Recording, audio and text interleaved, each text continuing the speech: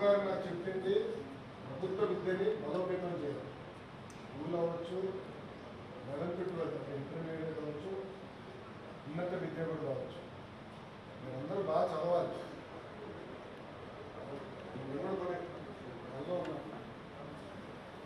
దాంట్లో ప్రధానంగా ఏంటంటే ప్రభుత్వ పాఠశాలను తీర్చిదిద్దాలి. ఎంతో ఉపాధ్యాయులు ఒక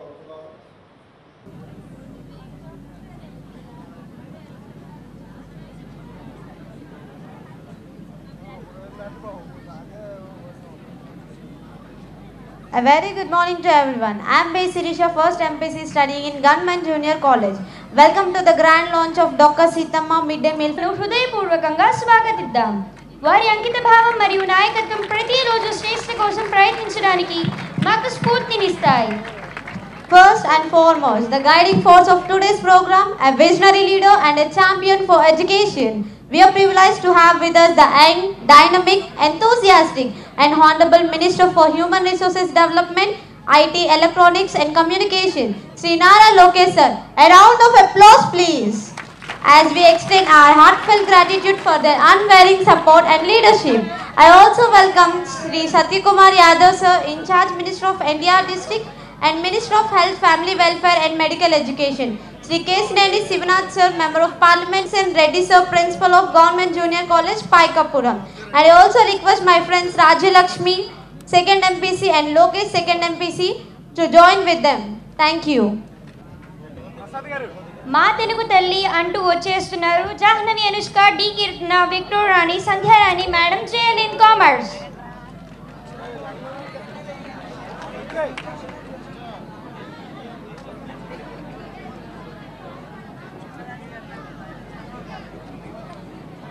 దండా మా కన్న తల్లికి మంగళారతులు మా తెలుగు తల్లికి మల్లెపూ దండా మా కన్న తల్లికి మంగళారతులు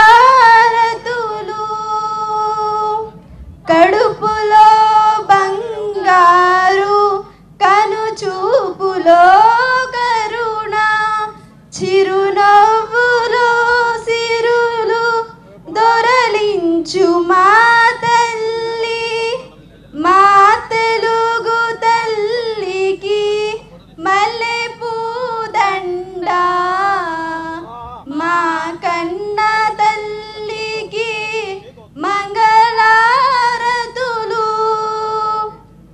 గలగల గోదారి కదలిపోతుంటేను బిరబిరా కృష్ణమ్మ పరుగులిడుతుంటేను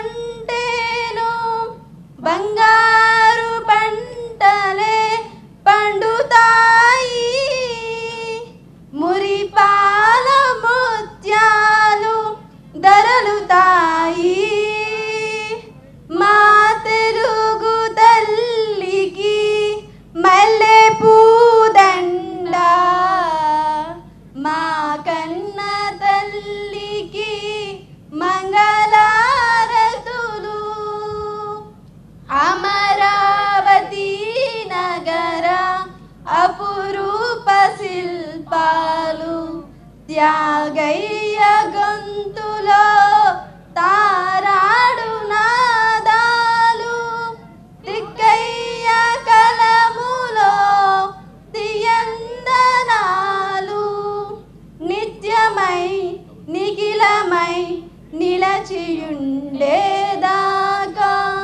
రుద్రమ్మ భుజ శక్తి మల్లమ్మ పతి భక్తి తిమ్మరు సూదియుక్తి కృష్ణరాయల కీర్తి మా చెవుల రింగుమని మారు మ్రోగేదాకా నీ ఆటలే ఆడుదాం నీ పాటలే పాడుదాం జై తెలుగు తల్లి జై తెలుగు తల్లి జై తెలుగు తల్లి. థ్యాంక్ యూ సార్, ధన్యవాదములు. ప్రభుత్వం ఆడుకునేందుకు క్రీడా పరికరాలను మన ప్రభుత్వం ఇస్తుంది. మధ్యాహ్నం వేళ కళాశాలలో ఆరోగ్యకరమైన భోజనం ఇక నుండి పెడుతుంది. బడిలో ఉండండి, బడి వదిలితే ఇంటికి వెళ్ళండి, హోంవర్కులు చేసుకోండి. మీకంటే పెద్దవాళ్ళు పిలిచారని సరదాగా తిరుగుదామని పిలిస్తే వెళ్ళొద్దు. బడి బయట ఎవరైనా మిమ్మల్ని ఆకట్టుకునేందుకు చాక్లెట్లు, చప్పరించే బిళ్ళల రూపంలో మత్తు పదార్థాలు, సిగరెట్లు ఇస్తే తీసుకోవద్దు. బలవంతం చేస్తే మాకు వద్దు అని చెప్పండి. ఇంకా బలవంతం చేస్తే ఇంటి దగ్గర ఉన్న తల్లిదండ్రులతో చెప్పండి. స్కూళ్ళల్లో ఆకతాయిలు మిమ్మల్ని ఇబ్బంది పెడితే టీచర్ల దృష్టికి తీసుకురండి. ఆంధ్రప్రదేశ్ ప్రభుత్వం విద్యార్థుల బంగారు భవిష్యత్తు కోసం డ్రగ్స్ వద్దు బ్రో అనే కార్యక్రమం చిన్నారుల జీవితాలు చీకటి కాకుండా కాపాడే కార్యక్రమం. బడిలో, వీధిలో, వాడలో, ఊరిలో డ్రగ్స్ వద్దు బ్రో అని గట్టిగా అరవండి. డ్రగ్స్, గంజాయి, వైట్నర్, మత్తు మందుల సమాచారం తెలిస్తే ఈగల్ టోల్ ఫ్రీ నంబర్ 1972కి ఏదైనా ఫోన్ నుంచి తెలియజేయండి. అందరూ నాతో కలిసి చెప్పండి, డ్రగ్స్ వద్దు బ్రో, డ్రగ్స్ వద్దు బ్రో, డ్రగ్స్ వద్దు bro. Thank you.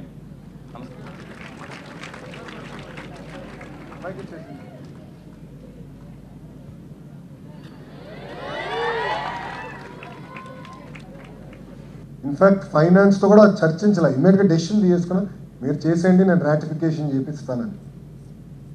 Text books అందజేసాం.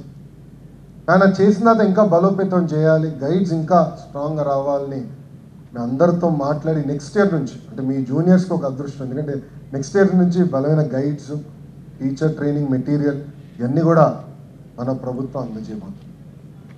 ఇవన్నీ ఎందుకు చేస్తున్నాం అంటే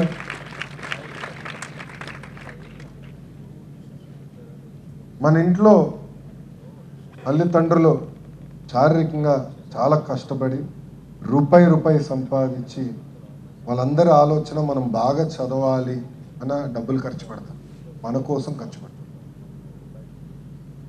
ఎక్కడ చూసినా కూడా మన పిల్లల్ని ప్రైవేట్ పాఠశాలలకు పంపిద్దాం, అక్కడ ఏదో బాగా చదువు చెప్తారని అనుకుంటాం.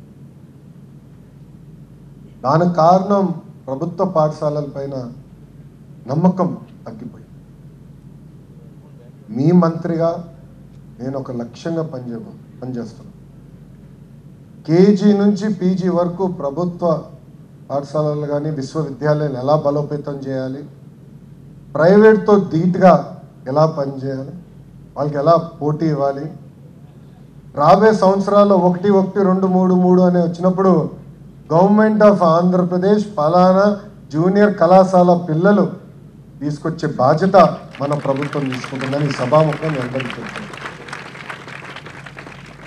ఇది నేను సాధించాలంటే మీరందరూ భాగస్వామ్యం అవ్వాలి.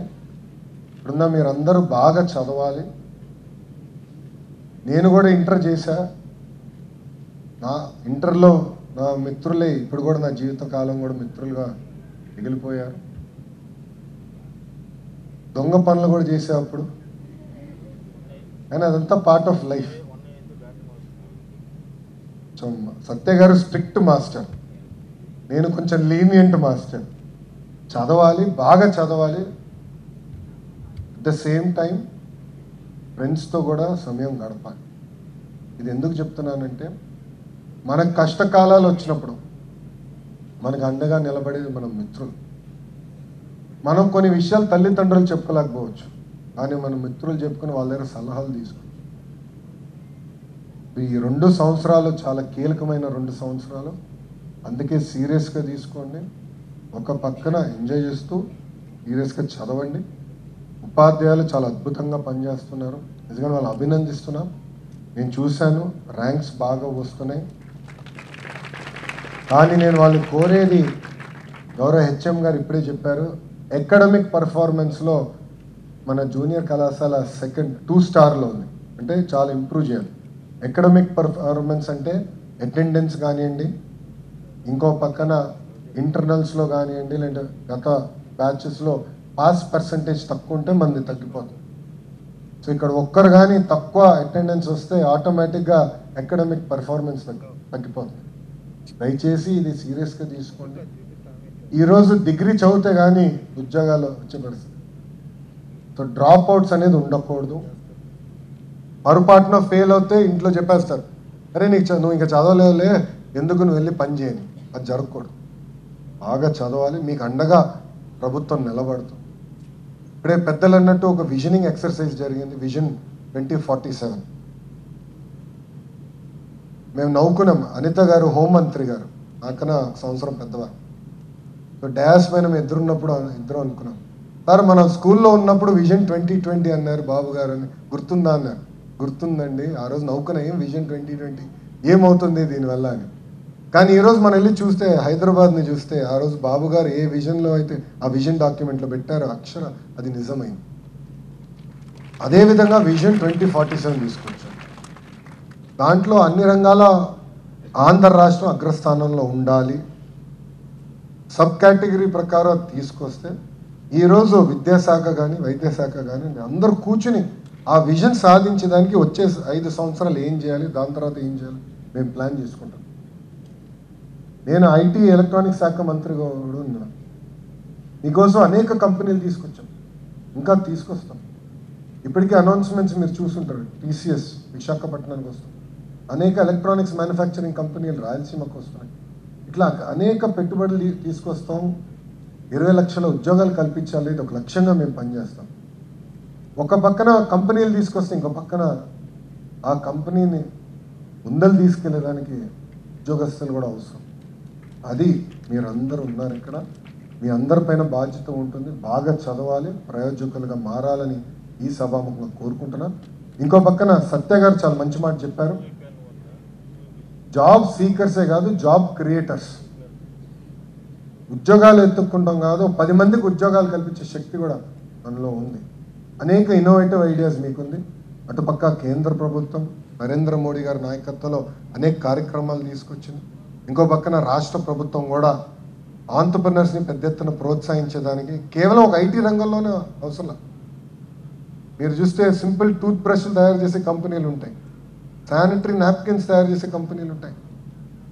అలా సింపుల్ ఐడియాస్, ఇన్నోవేటివ్ ఐడియాస్తో ఉన్న వాళ్ళందరినీ ప్రోత్సహించేదానికి కూడా రాష్ట్ర ప్రభుత్వం నిధులు కేటాయిస్తుంది.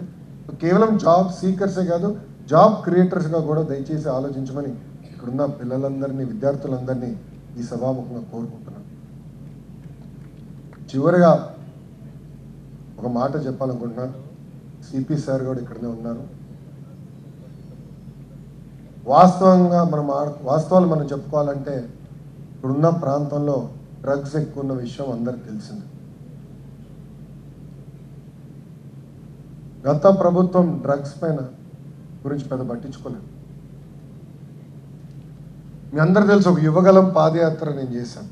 226 రోజులు 3132 కిలోమీటర్లు నేను నడిచాను. ఎప్పుడు కూడా బాగా గుర్తు, చంద్రగిరి నియోజకవర్గంలో ఇతను ఒక మీటింగ్, మహిళలతో మీటింగ్ పెట్టుకున్నప్పుడు అయిన తర్వాత ఒక తల్లి వచ్చి నన్ను కలిసింది. మొత్తం ముఖం అంతా కట్టేసుకుంది. వచ్చి నన్ను కలిసి,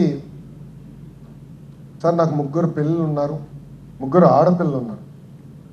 పెద్ద పాపని గంజాయికి బానిసలు చేసి శారీరకంగా 30 రోజులు వాడుకున్నాను. పాప స్కూల్కి వెళ్ళిందని నేను అనుకున్నాను, పాప స్కూల్కి వెళ్ళేది కాదు. కానీ రోజు రోజుకి ఆమెలో మార్పు కనపడింది. నాకు ఏంట్రా అని తెలుసుకునే లోపల ఆమె జీవితం నాశనం చేశాను. ఆమె ఆ రోజు నన్ను అడిగింది, మీ మాట సహాయంతో సిఎంసి వెల్లూరుకి వెళ్తాను, మా పాపని డీఅడిక్షన్కి తీసుకెళ్తాను, లేదంటే పెద్ద పాపని నేను చంపేస్తాను, అప్పుడే మిగతా 2 అమ్మాయిలు జాగ్రత్తగా ఉంటారు కదా. అంటే తల్లి ఆవేదన నేను ఆ రోజు చూశాను. అందుకే మన ప్రభుత్వం వచ్చిన తర్వాత డ్రగ్స్ వద్దు బ్రో అనే క్యాంపెయిన్ తీసుకున్నాం. ప్రత్యేక ఈగల్ టాస్క్ ఫోర్స్ పెట్టాం. డ్రగ్స్ పైన యుద్ధం చేయాలనేది మీ ప్రభుత్వం యుద్ధం చేస్తుంది. కానీ కేవలం వేదికమైన అధికారులు, ప్రజాప్రతినిధులతోనే అవుతుంది. మీరందరూ దాంట్లో భాగస్వామ్యం అవ్వాలి. మీకు తెలిసిన ఎవరైనా వాడుతుంటే చెప్పాలి, మాట్లాడాలి, కౌన్సిలింగ్ చేయాలి. లేదంటే మాకు ఫోన్ చేస్తే వాళ్ళు వచ్చి పట్టుకెళ్ళి మేము చేసేది కాదు, కౌన్సిలింగ్ చేస్తాం. ఆ సైకిల్ నుంచి బయటికి తీసుకొచ్చే బాధ్యత కూడా మన ప్రభుత్వం. సినిమా గురించి అడిగితే నాకు ఆ సినిమా పేర్లు తెలియదు, కానీ మీ అందరికి బాగా తెలుసు. సినిమా చూసేదానికి థియేటర్కి వెళ్తే ఫస్ట్ వచ్చేది ఎవరండి? ఎవరు వస్తారు? గట్టిగా చెప్పండి. ముఖేష్ వస్తాడు. ముఖేష్ దగ్గుతూ ఉంటాడు.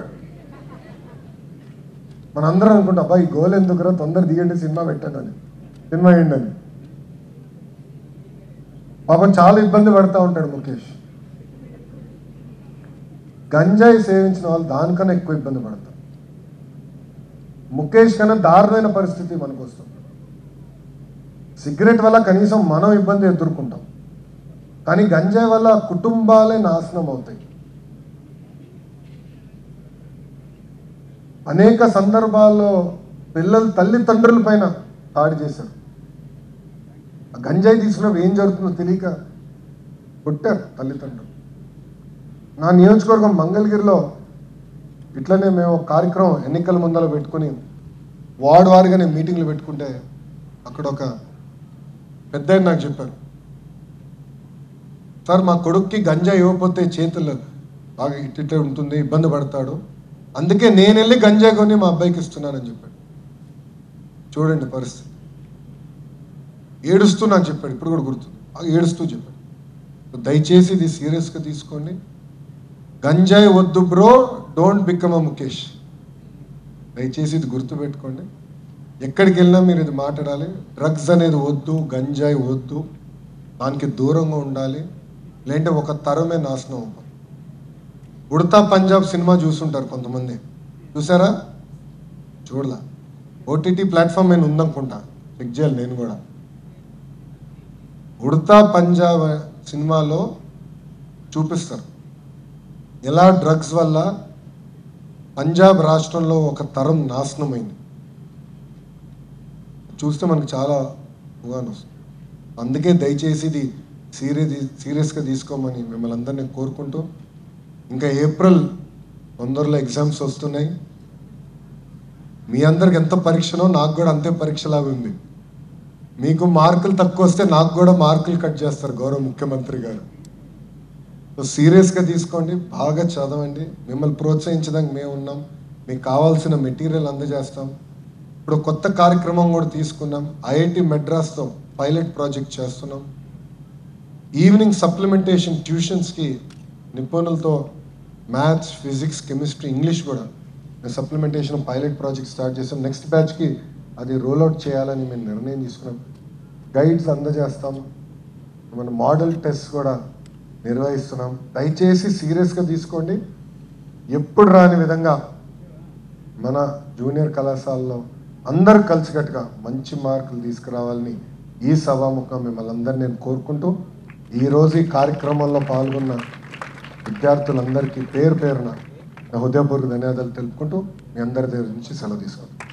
అందరికీ నమస్కారం. జై హింద్. అందరు చెప్పాలి, జై హింద్. థ్యాంక్ యూ అమ్మా. రాజధాని ఎక్కడ ఉండాలో కూడా చెప్పలేదు. కొత్త రాష్ట్రంగా మనం ఏర్పడ్డాం.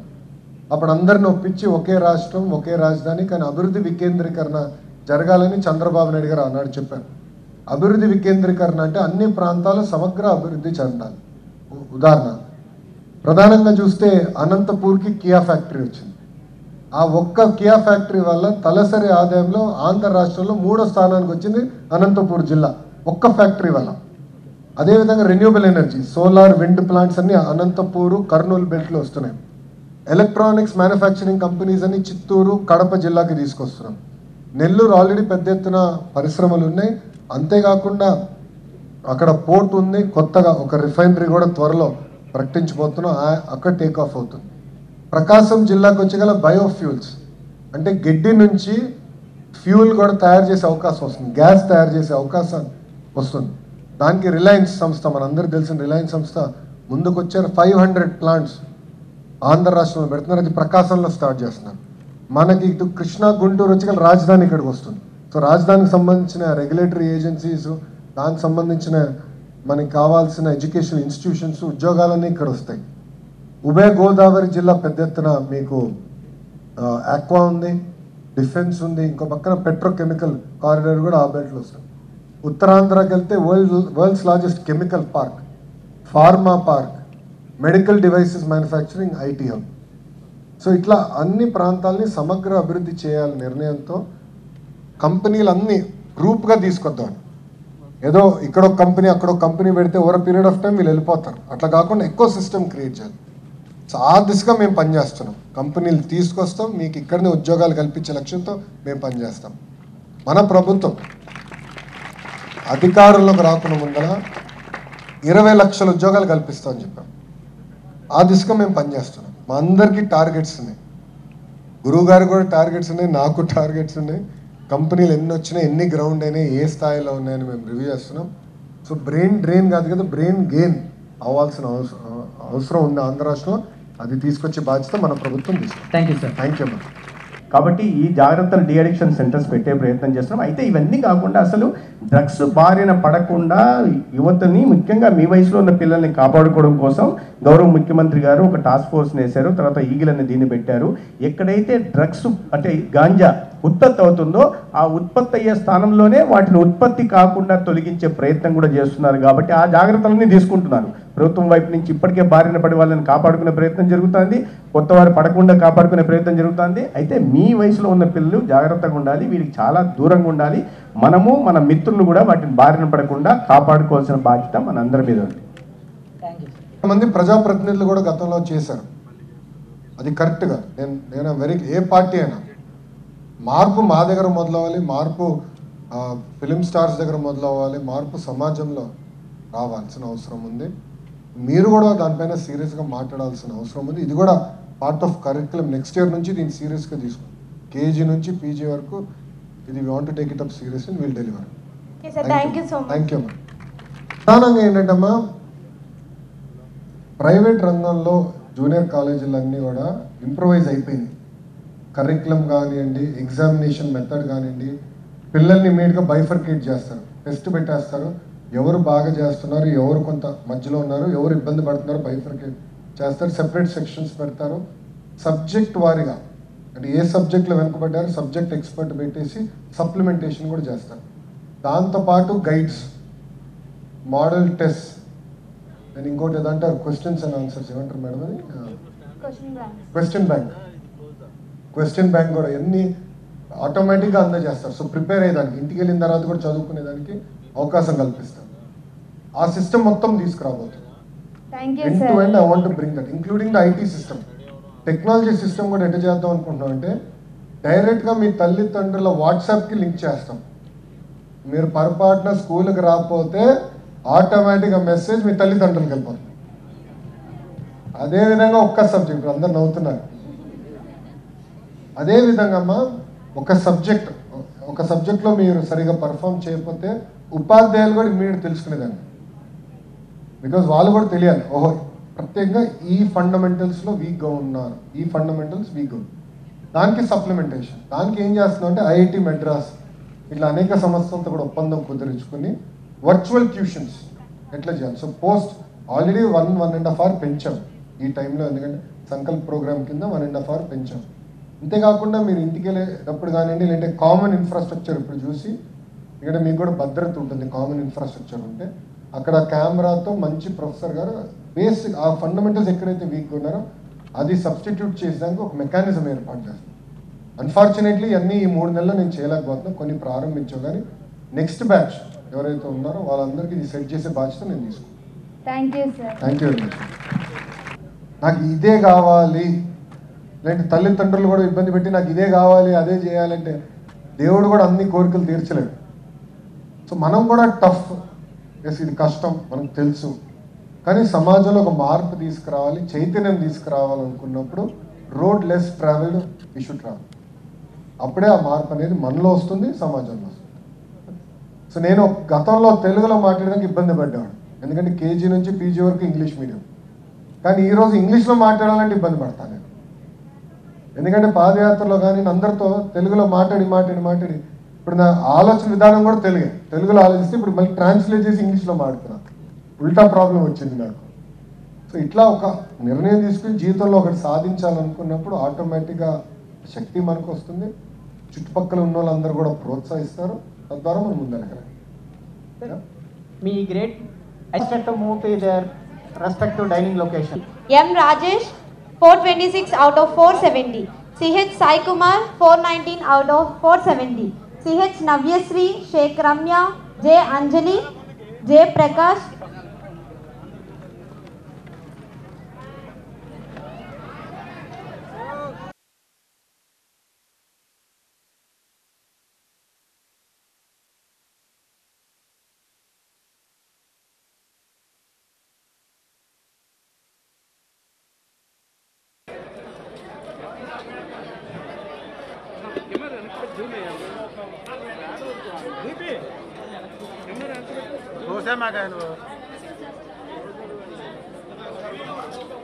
ఉన్నావా?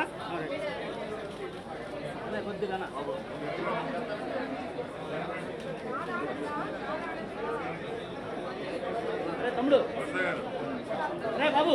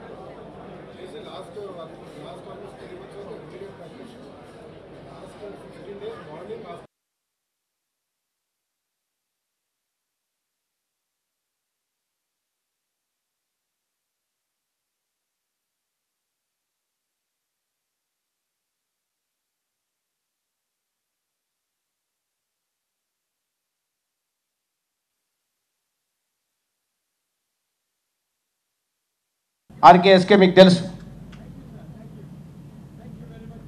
Thank you sir. ఆర్కేఎస్కే ఉంది, దాంట్లో కూడా ఈ అనీమియా బారిన పడకుండా 51% అడలసెంట్ ఏజ్లో మీ వయసులో ఉన్న వాళ్ళు ఈ రాష్ట్రంలో 51% మంది అనీమియా బారి అంటే రక్తహీనత బారిన పడుతున్నారు.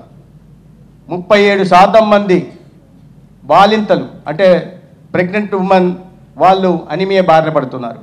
వాటిని గుర్తించి ఇవాళ ఆర్కేఎస్కే కార్యక్రమాన్ని కూడా ఈ రాష్ట్రంలో విద్యార్థులు అందరికీ పాఠశాలలో చదువుతున్న అమ్మాయిలకు ప్రత్యేకంగా వర్తింపజేసే కార్యక్రమం చేస్తున్నారు. ఇవాళ కూడా డొక్కా సీతమ్మ మధ్యాహ్నం భోజన పథకాన్ని నాకు తెలిసి ఈ దేశంలో ఏ రాష్ట్రమైనా జూనియర్ కాలేజీలో దీన్ని ఇంప్లిమెంట్ చేస్తుందేమో లేదో నాకు తెలియదు.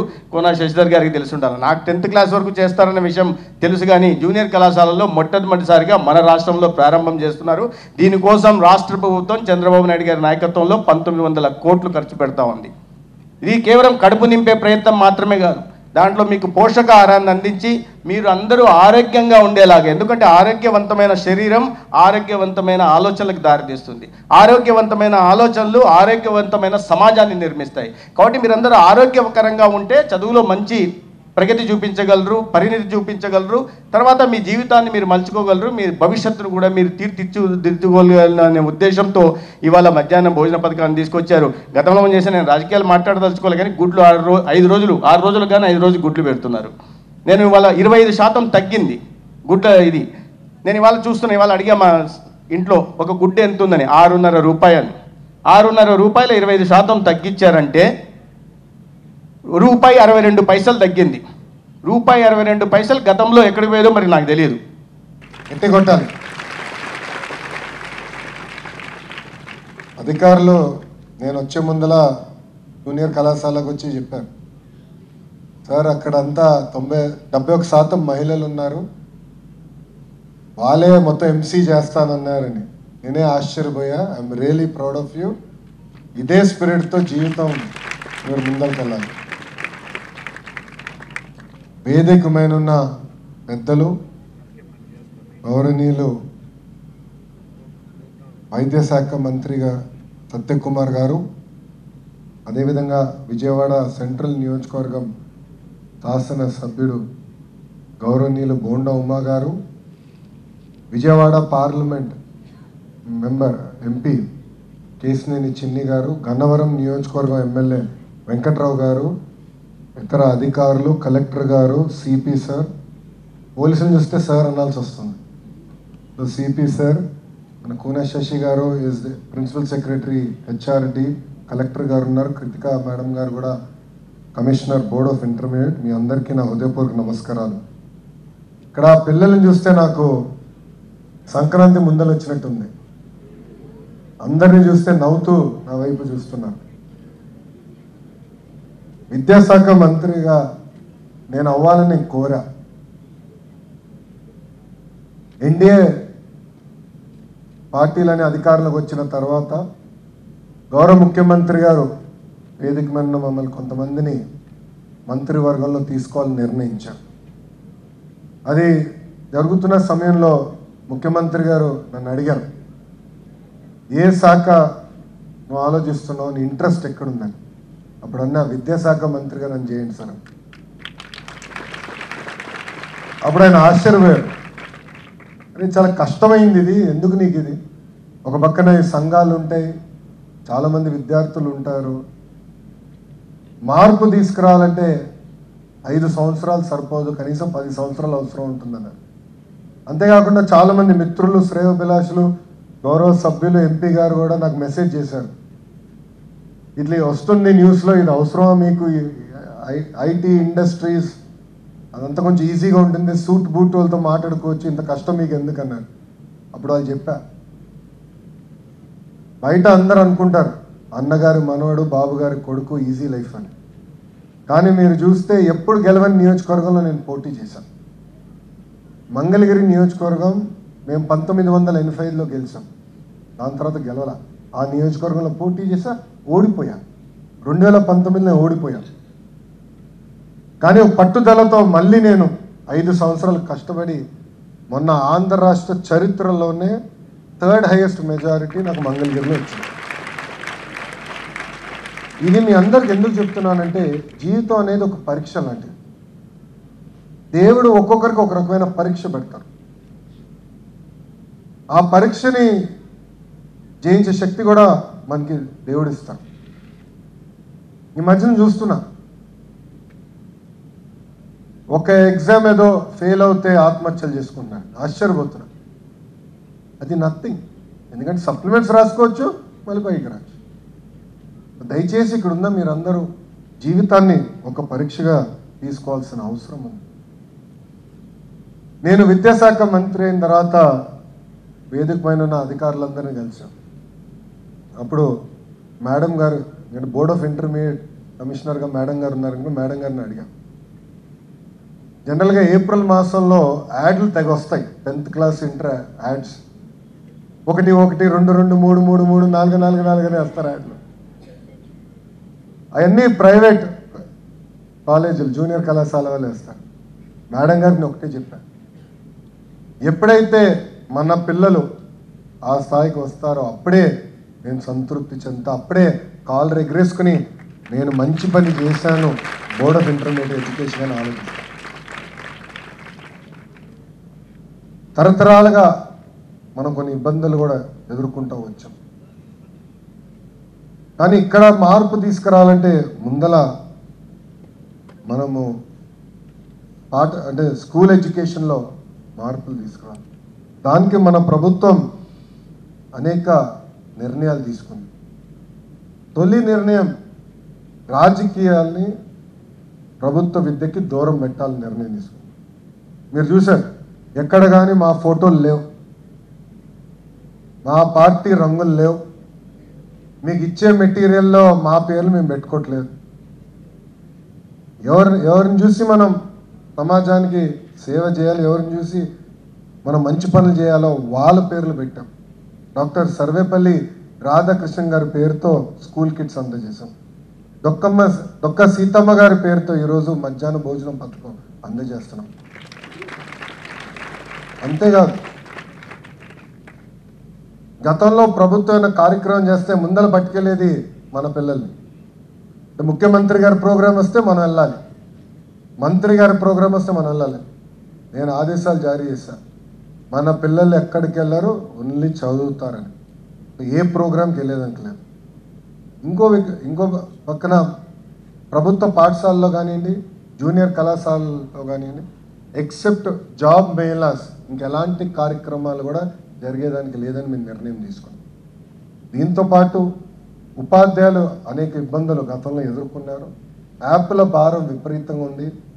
అది కొన్ని నిర్ణయాలు ఆల్రెడీ తీసుకున్నాం. ముందు కూడా మొత్తం స్ట్రీమ్లైన్ చేసి యాప్ల భారం కూడా తగ్గించాలనేది మన ప్రభుత్వం నిర్ణయం తీసుకుంది. ఇంతేకాకుండా కేజీ నుంచి పీజీ మొత్తం కరికులం రీవ్యాంప్ చేయాలని నేను ఒక కార్యక్రమం ప్రారంభించాం. దాంట్లో ప్రధానంగా కేజీ నుంచి పీజీ వరకు మహిళల్ని గౌరవించాలనేది నరనరాలు ఎక్కించాల్సిన అవసరం. చట్టాలు ఎన్నైనా చట్టాలు తీసుకురావచ్చు, కానీ మహిళలకి నిజమైన రక్షణ ఎప్పుడు వస్తుందంటే సమాజంలో మహిళలను చూసి గౌరవించినప్పుడే మహిళలకి నిజమైన రక్షణ వస్తుంది. కొన్ని సినిమాల్లో మన భాషలో కొన్ని ఉంటాయి, నిజంగానే బాధ కలుగుతుంది. గాజులు తొడుక్కున్నావా అని అంటారు, అమ్మాయిలాగా ఏడవద్దు అని అంటారు. అది కరెక్ట్ కాదు. ఇన్ఫ్యాక్ట్ మేము టెక్స్ట్ బుక్స్లో కూడా అంటే చిన్నపిల్లలకి 2nd క్లాస్ 3rd క్లాస్ పిల్లలు టెక్స్ట్ బుక్స్ చూస్తే ఇంటి పనుల్లో మొత్తం ఆడవాళ్ళే ఉన్నారు ఫోటోల్లో. అంటే ఇల్లు ఉడిసే దాంట్లో కానీ తుడిసే దాంట్లో కానీ. ఎందుకు అలా ఉండాలని అధికారులు నేను అడిగాను. ఎందుకంటే నేను అమెరికాలో చదువుకున్నా, బ్రహ్మని నేను కలిసి చదువుకున్నాం. ఇంటి పనులు సమానంగా చేశాం. వాషింగ్ మెషిన్లో లాండ్రీ వర్క్ చేయాలంటే సమానంగా చేశాం. అప్పుడు నేను అధికారులు చెప్పి ఈక్వల్గా పెట్టండి, అప్పుడే సమాజంలో మార్పు మొదలవుతుందని బలంగా. ఇట్లా అనేక సంస్కరణలు తీసుకురావాలనే నిర్ణయంతో మన ప్రభుత్వం ఉంది. దాంట్లో భాగంగా ఇంటర్మీడియట్ పెద్దలు అన్నట్టు బ్రిడ్జ్, అటు 10th వరకు చదివిన వాళ్ళు మళ్ళీ ఇంటరు మళ్ళీ కాలేజ్కి వెళ్తారు. ఈ బ్రిడ్జ్ చాలా కీలకమైనది. 10th వరకు నేను కూడా యావరేజ్ స్టూడెంట్, ఓపెన్గా నేను ఇప్పుడు చెప్తున్నా. అప్పుడు బాబు గారు గుర్తించి వీడు యావరేజ్గా ఉన్నాడు, ఈయన రుద్దేయాలి 11th 12thలో అని నారాయణ గారిని పిలిచారు. నారాయణ గారు తెలుసు కదా, నారాయణ గారు తెలుసు, మున్సిపల్ అడ్మినిస్ట్రేషన్ శాఖ మార్చు. ఆయన ఇప్పుడు ఇంటర్లో కూడా ప్రైవేట్ రంగంలో కాలేజీలో. ఆయన పిలిచి నారాయణ నువ్వు ఏం చేస్తావో తెలీదు, లొకేషన్ సెట్ చేయి అన్నాడు. ఇంక అయిపోయింది నా జీవితం.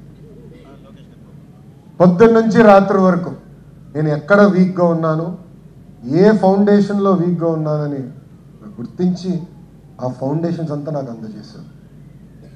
అది నేను ఇప్పుడు కూడా గుర్తుపెట్టుకొని మేడం గారితో రివ్యూ చేసినప్పుడు మన జూనియర్ కళాశాలలో ఉన్న పిల్లలందరినీ మిమ్మల్ని బైఫర్కేట్ చేసేదానికి కాదు, కానీ ఏబీసీ కింద కేటగిరీ చేసి కొంచెం ఇబ్బంది పడుతున్న పిల్లలకి సప్లిమెంటేషన్ మెటీరియల్ క్వశ్చన్ బ్యాంక్ అందజేసి ఏ ఒక్క విద్యార్థి ఫెయిల్ అవ్వకుండా చూసుకోవాల్సిన బాధ్యత మా పైన ఉందని గౌరవ కమిషనర్ గారు కూడా నేను చెప్తాను జరిగింది.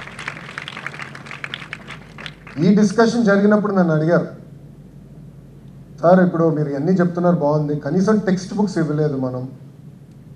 అప్పుడు నేను ఇమీడియట్ చెప్పాను కంపల్సరీ టెక్స్ట్ బుక్స్ అందజేద్దాను. డెసిగ్నేటెడ్ ప్లేసెస్లో ఇప్పుడు మిడ్ డే మీల్ సర్వ్ చేయబడుతుంది. దయచేసి సైలెంట్గా మీ ఇన్ఛార్జ్ టీచర్తో కలిసి ఆయా